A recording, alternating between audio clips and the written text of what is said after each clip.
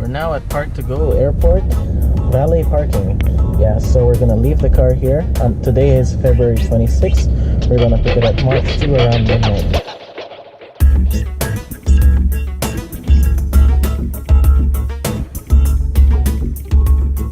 So, car right now has 77% rated range. So we will see how that will be when we get back. Let's see how much depletes. Alright, I'm gonna set the car into valet mode. I'm gonna create a pin. You're not gonna see my pin.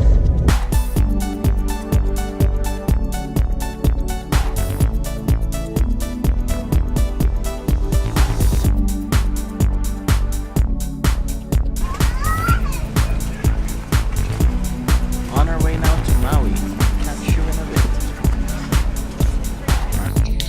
Denver International Airport. Yeah, such a busy place. Had breakfast at Chick-fil-A, and we're headed now to our gate, headed to Maui. That way.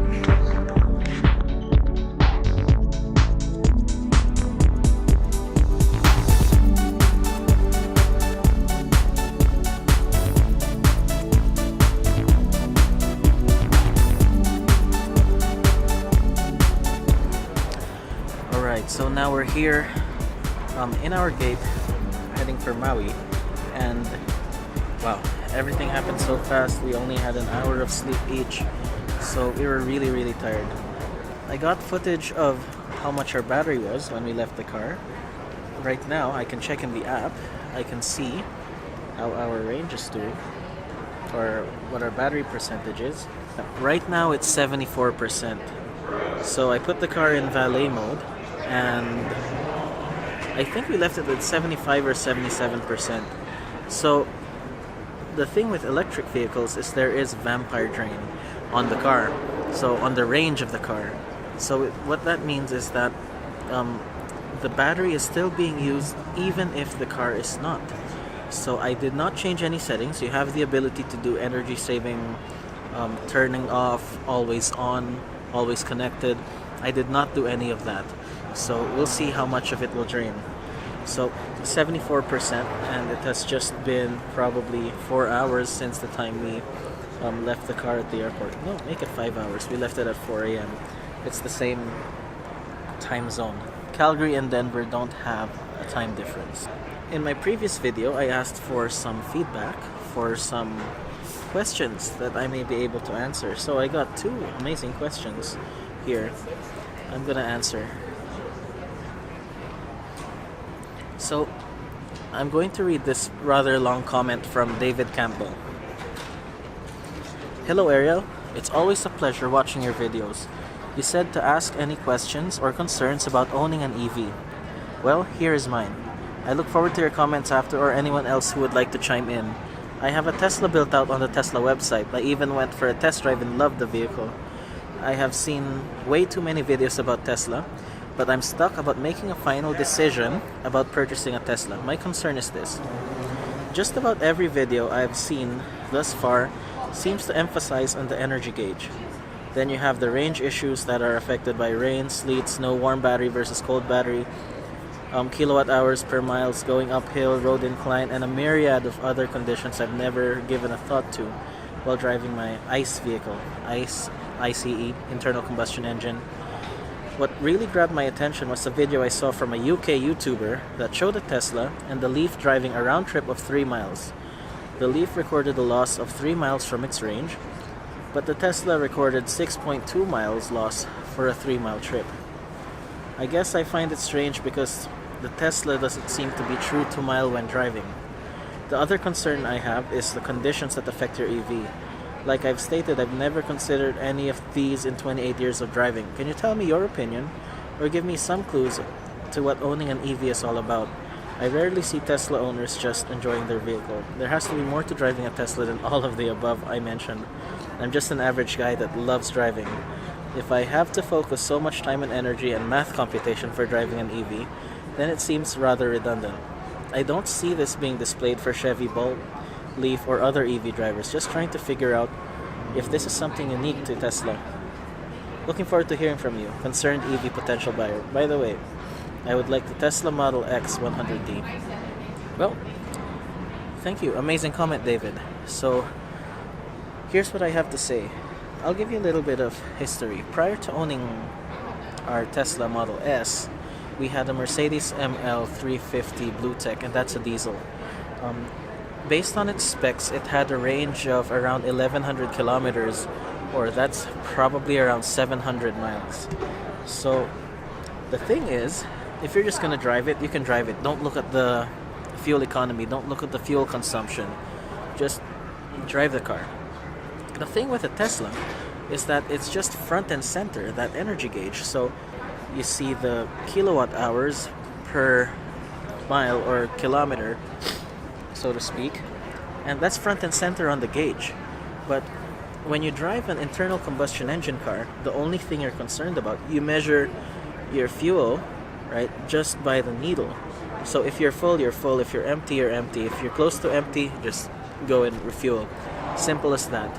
But if you do not measure your range, you are not concerned.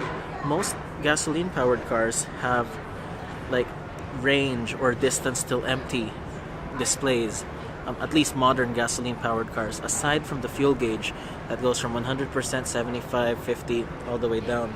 So that's why most Tesla owners, they use this display. Okay, so I'm showing our other car, Pikachu. So this is our Model S.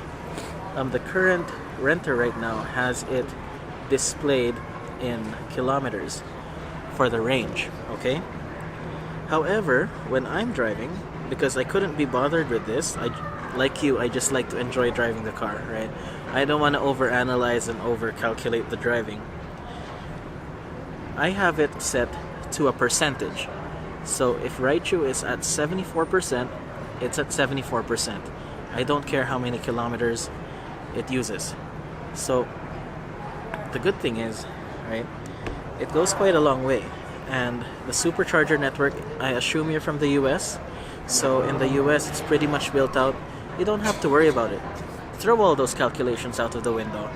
You don't, like, I guess all these other YouTubers, they just like crunching the numbers on consumption. It's kind of like Prius owners, you know. When we had our Toyota Prius, our first Toyota Prius, it was a 2008 Toyota Prius. That was the first time we actually looked at our fuel consumption while driving, because we can measure it. It was on that display in the middle.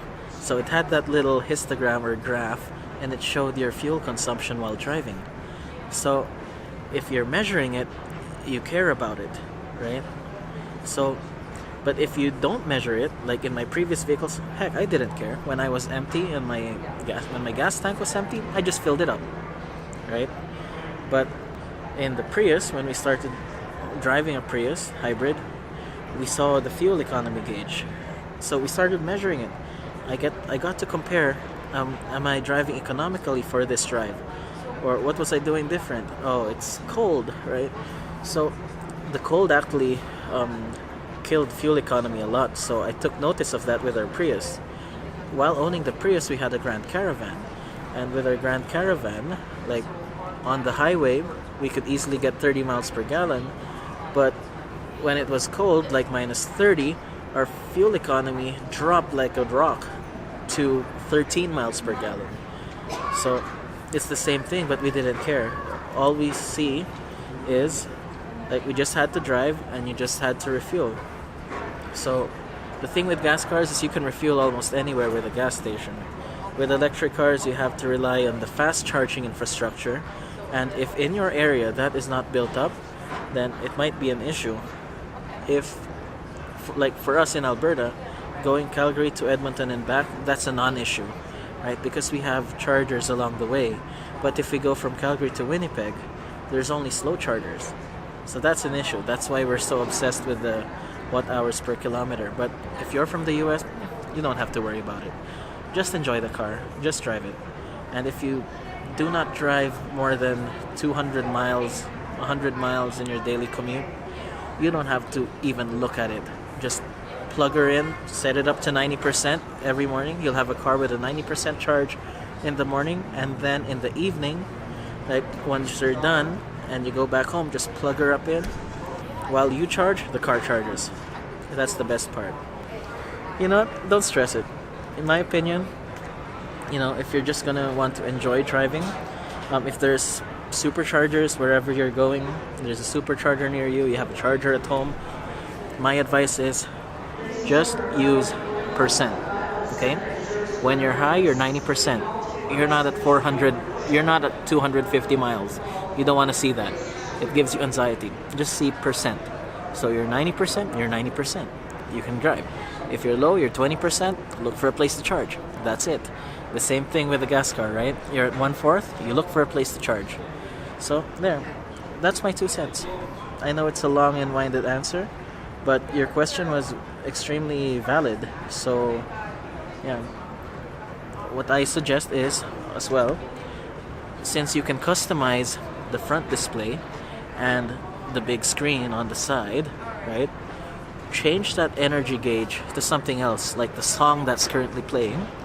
And you can also change, instead of having that energy monitor, I never have that up except on drives to Regina, where there's no superchargers.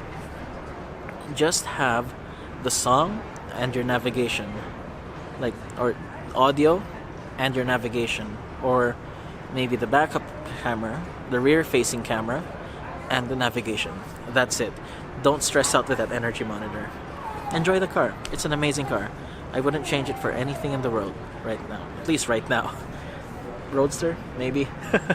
I don't know. So, I hope I answered that question. If you have further questions, please don't hesitate to ask me. If my videos have convinced you to buy a Tesla, I have my referral code. So you're free to use it, or you can use anyone else's referral code if they have convinced you more to buy a Tesla. Fine with me. I have another question from VAXT. Your question will be answered next in the next video.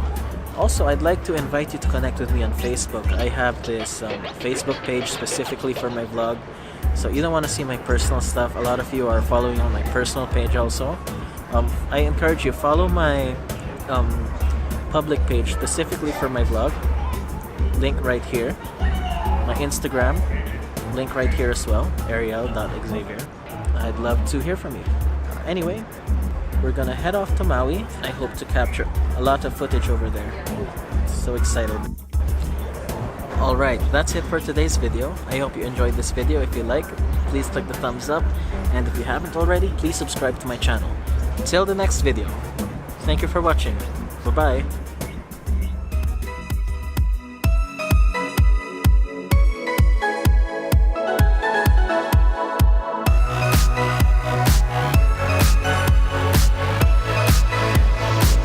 My favorite vlogger is James Cook, so I'm gonna do an impersonation.